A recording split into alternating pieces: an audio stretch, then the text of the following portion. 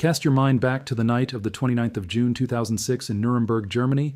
Portugal against the Netherlands, a last 16 match at the World Cup that began as a football contest and ended as something closer to a street fight. 4 red cards, 16 yellow cards, a referee who lost control so completely that the match became known by one name alone, the Battle of Nuremberg. It remains the most red-carded match in World Cup history, a record that stood for 20 years, a benchmark of football chaos that seemed for 2 decades entirely safe.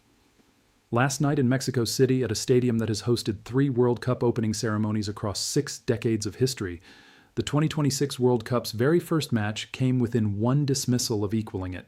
3 red cards, 2 for South Africa, who finished the game with 9 men, 1 for Mexico, who ended it with 10. A match that began with the color and noise of the grandest opening ceremony the tournament has ever staged.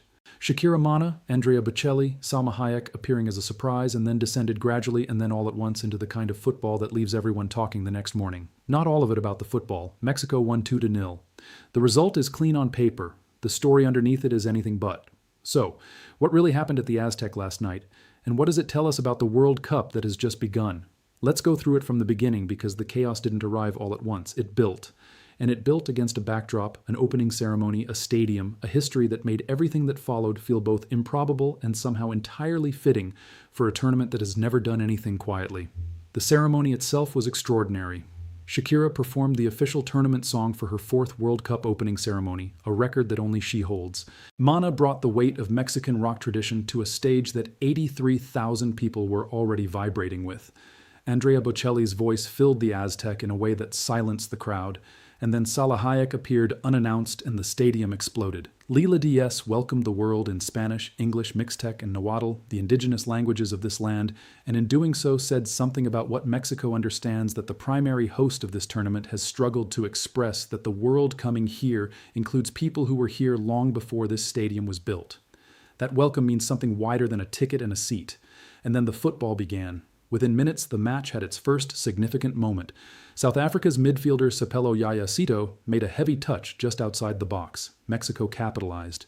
Julian Huans found the space that the error created and struck the ball cleanly into the net, right foot low. Ronwin Williams in the South African goal had no chance. The Aztec erupted. Mexico won South Africa 0. The first goal of the 2026 World Cup scored inside the opening 10 minutes from a defensive mistake by a team who had spent the previous 11 days managing the disruption of a stranded flight in Johannesburg, a visa crisis involving their entire travel party, and the particular pressure of being told, you almost didn't make it to the match you're now playing in. South Africa did not collapse. That is worth stating clearly because the scoreline and the red card count might suggest a team that fell apart. They didn't. Hugo Bruce's side showed the same resilience that had carried them through a qualification group that included Nigeria, the continent's supposed powerhouse, who aren't at this tournament while South Africa are. They organized, they pressed, they created moments. They reminded everyone watching that getting to 2-0 was going to require Mexico to work. And then the red cards started arriving. Yaya Sitole, whose heavy touch had led to the first goal, became the tournament's first dismissal. The details of exactly what earned him the red card in the second half added another layer of drama to an already tense match. South Africa already behind, now down to 10 men. The mathematics of their evening had changed, but they kept playing. They kept competing. And that is a measure of something real about this team. Mexico pressed their advantage. Raul Jimenez came on, and what followed is the moment that will be replayed long after the red cards and the referee controversy have faded into footnotes. Jimenez scored his first ever World Cup goal at 35 years old at his 4th World Cup in a stadium he grew up watching, and he pointed to the sky and the tears came, and the Aztec 83,000 people who already loved him understood in real time what they were watching. This man was not supposed to be playing football at all. In November 2020, during a match in England, Jimenez rose for an aerial ball and collided with a defender. He went down and didn't get up. Emergency surgery, a skull fracture so serious that doubts were raised about whether he would ever return to professional football, let alone score at a World Cup. He came back, he wore the protective headguard that has become part of his identity. He kept scoring. He passed 45 goals for Mexico, making him the 3rd highest scorer in the national team's history. And then, in the months before this tournament, his father passed away. The man who had watched him through everything, who had been there through the injury and the recovery and the years of playing through pain. When Jimenez scored and pointed to the sky and the tears came, he was doing what footballers do when the weight of a life suddenly becomes too much to contain within the boundaries of the celebration. He was pointing at his father in a stadium where the ghost of every great Mexican footballer who has ever played here was present in the noise of 83,000 people. He scored his first World Cup goal at 35, 6 years after a skull fracture that threatened his life months after losing his father in the stadium where he dreamed of exactly this moment. If you didn't feel that, you weren't watching. Then chaos reasserted itself. Madao broke forward for South Africa. Cesar Montes, Mexico's defender, attempted to stop him and fouled him outside the box. The referee reached for his pocket. Red card. Mexico down to 10 men as well. 3 red cards in the opening match of the 2026 World Cup, the joint second most in any World Cup match in history, one short of the Battle of Nuremberg's 4, South Africa 9 men, Mexico 10 men. The final minutes of the opening match of the biggest tournament in football history looked less like the showcase the governing body had imagined, and more like a sport testing the limits of what a referee can manage on the grandest stage. That referee, Wilton Seo of Brazil, had his own moment that spread across social media before the match was even over. FIFA has introduced a new communication system at this World Cup in which referees use a stadium microphone to explain VR decisions to the crowd. In theory, a step toward transparency in practice at the Aztec last night, when Sayo took the microphone to explain the decision that led to South Africa's second red card, almost nobody in the stadium could understand what he said. The clip spread immediately. The moment a referee at the biggest match of the year, microphone in hand, delivering an explanation that generated more confusion than clarity, became a symbol or the kind of good intentions that don't quite survive contact with reality. It is difficult not to see it as a metaphor for several other aspects of this tournament. There is also the question of the hydration break. FIFA mandated 3-minute cooling breaks in the 22nd minute of each half across all matches, justified on player welfare grounds given the extreme heat conditions across multiple host cities at the Aztec at altitude in the evening. Those conditions were less acute than they will be in Houston or Monterrey in the weeks ahead. But the break happened regardless, and when the cameras cut away from the pitch for 3 scheduled minutes of advertising, the commentary that filled social media was pointed and specific. Players get a compulsory hydration break. The same governing body that introduced that break attempted the week before this match to ban supporters from bringing water bottles into the venues. The reversal of that ban, announced after the British Prime Minister called it just wrong, was the right outcome. But its timing arriving in the same week as the first compulsory player hydration break illustrated a gap in institutional thinking that the opening night has not closed. Now set all of that alongside what didn't happen at the Aztec last night. Omar Artan didn't happen. The CAF referee of the year, the first Somali ever to be selected for a World Cup, wasn't there. He spent 11 hours in an airport in Miami and was sent home. The man who would have been in that stadium managing those red cards, explaining those V decisions in a microphone, was in Mogadishu.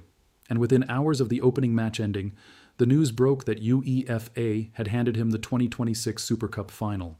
The match between the Champions League winners and the Europa League winners, one of European football's most prestigious occasions. The organization that runs football on one continent stepped in and gave the referee that FIFA's host country had turned away one of the biggest nights of his career. The contrast was noticed, it was noted, and it will be part of the record of this tournament, alongside everything that was decided on the pitch. Think about what the 2006 Battle of Nuremberg produced beyond its reputation for chaos. It produced Manisha's goal. It produced the specific tension of watching a match where the referee had lost the thread and anything felt possible. Those moments of genuine, unplanned drama are the ones that embed themselves in the memory of a World Cup. Nobody planned the Battle of Nuremberg. Nobody planned for the 2026 opener to end with 9 men versus 10. Nobody planned for a referee's microphone explanation to go viral before the final whistle. These are the things a World Cup adds to itself, the chaos that the governing body didn't script and couldn't prevent. What do you remember about opening matches that set the tone for the tournaments that followed?